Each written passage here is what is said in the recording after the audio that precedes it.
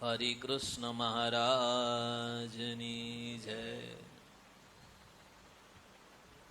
અનંત કોટી બ્રહ્માંડના અધિપતિ ઉપાસ્ય ઈષ્ટદેવ સ્વામિનારાયણ ભગવાન આવા ઘણા અધિક માસ નો લાભ આપણને સ્વામી આપ્યો હશે.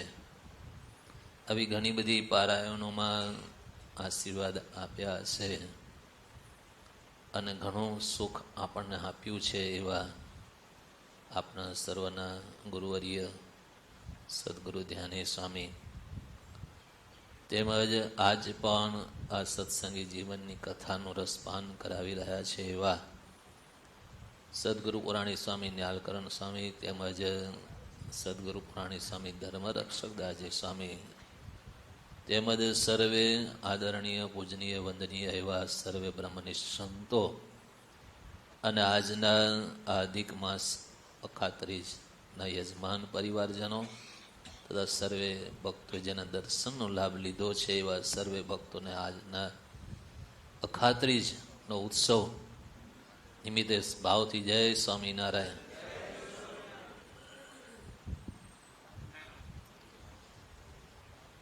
ભગવાન પોતાના ભક્તોના પ્રેમનો ભાવ કેવો છે એ ભગવાન અંતર્યામીપણે કરીને જાણે છે. ભગવાન અને સત્પુરુષ જે ભગવાનના અખંડ ધારી રહેલા એવા સત્પુરુષ હોય અને એ અંતર્યામી હોય એ જાણે કે ભક્તોનો કેવો ભાવ છે, અંતરનો પ્રેમ કેવો છે, એની વિશુદ્ધતા એ જાણતા હોય અને એની આગળનું એનું શું થવાનું છે એ પણ જાણતા હોય. પણ ભગવાનને મોટા પુરુષનો એક જ ધ્યેય હોય છે કે જીવ કેમ સુખીઓ થાય, એને સુખીઓ કરવો છે. એટલે એના અંદરનો મનોરથ ભાવ જોએ છે ને ત્યારે ભગવાન એના ઉપર અતિશય રાજી થઈ જાય છે. ગઢપુરની અંદર આવી રીતે ઉનાળાનો દિવસ સંતો હરિભક્તો મહારાજને વિશે પ્રેમ ભાવને કારણે જાતે પથ્થર ઉપર ચંદનનું લાકડું ઘસી અને ભેગું કરી લાવે.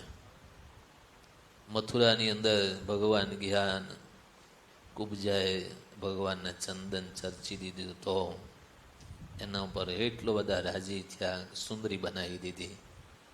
આજ ભગવાન ગઢપુરની અંદર વિરાજમાન છે ત્યારે મહારાજ સંતોને આવો લાભ આપે છે, ભક્તોનો લાભ આપે છે. ત્યાં એક બાઈ આવી મહારાજને કીધું, મહારાજ હું આ ચંદન લાવી છું, મારે આપના શરીર પર ચર્ચવું છે. મહારાજ કે કઈ વાંધો લાવો. મહારાજને એને કપાળમાં પહેલા ચંદન ચર્ચ્યું, ગાલ ઉપર લગાડ્યું, હાથ ઉપર લગાડ્યું, ચરણમાં લગાડ્યું. લગાડતા લગાડતા એનું મન ભગવત સ્વરૂપમાં સ્થિર થઈ ગયું. સમાધિ અવસ્થા થઈ ગઈ હોય ને એમ સ્થિર થઈ ગઈ. વાટકો હાથમાં હાથમાં, ચંદન હાથમાં હાથમાં રહ્યું અને મહારાજના ચરણનો સ્પર્શ કરતા દિવ્ય અનુભૂતિ, દિવ્ય સુખ ભોગવવા માંડી.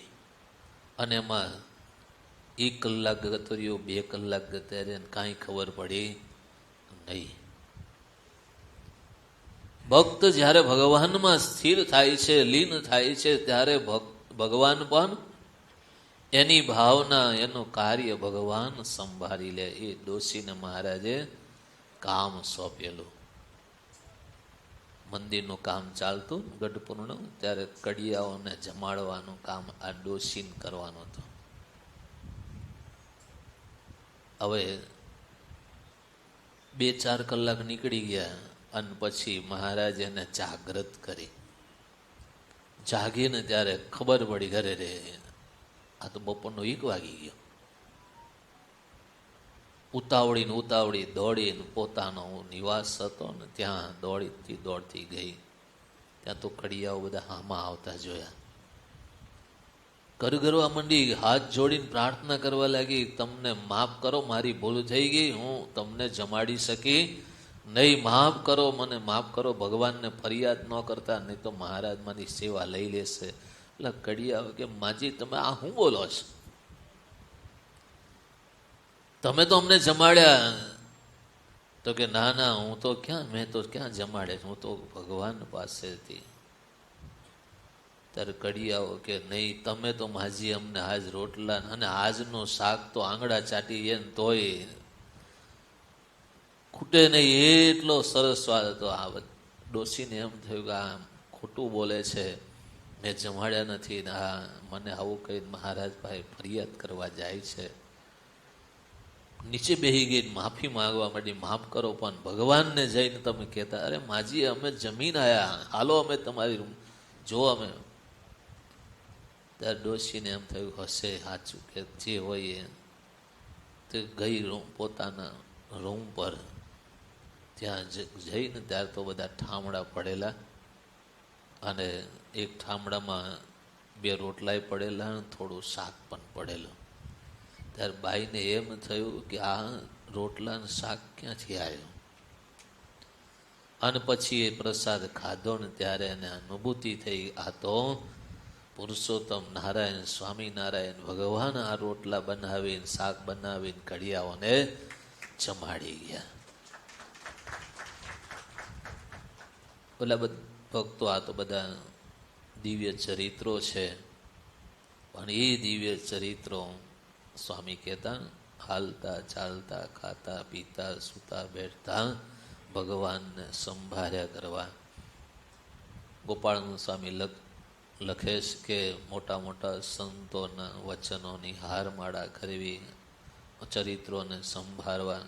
વચનામૃતમાં પણ મહારાજે કીધું કે ભગવાનના જે અવતારે જે લીલા જે સ્થાનકમાં કરી હોય એ સંભાળી રાખવી. તો આ બધી વાતો છે, આ બધા ચરિત્રો છે, જો આપણે જીવનમાં સંભાળ્યા કરીએ તો આપણો આખો દિવસ આનંદમાં જાય. સ્વામી તો એમ કહેતા કે થાક જ ન લાગે. ભગવાનને આવી રીતે સંભાળીએ ને તો કાર્ય કર્યું હોય ને એનો થાક પણ લાગે નહીં. તો આવા દિવ્ય ચરિત્રો આપણે હજુ 4 દિવસ સુધી સાંભળવાના છે, એટલે થોડી તૈયારી રાખજો.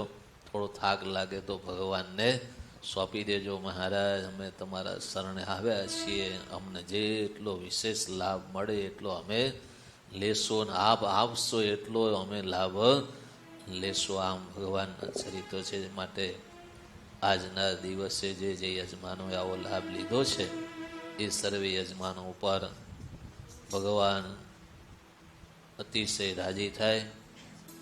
સદગુરુ ધ્યાની સ્વામી અતિશય તમારી પર રાજી થાય અને જે આજ સુખ તમને આપ્યું છે આનાથી પણ વિશેષ ભગવાન તમને સુખિયા કરે. સદગુરુ ધ્યાની સ્વામીને સંતો સર્વે તમારી પર ખૂબ રાજી થાય અને તમને વિશેષ ને વિશેષ ભગવાનમાં પ્રીતિ થાય એવી આજના શુભ દિવસે ભગવાનના ચરણોમાં પ્રાર્થના. સહેજાનંદ સ્વામી મહારાજ.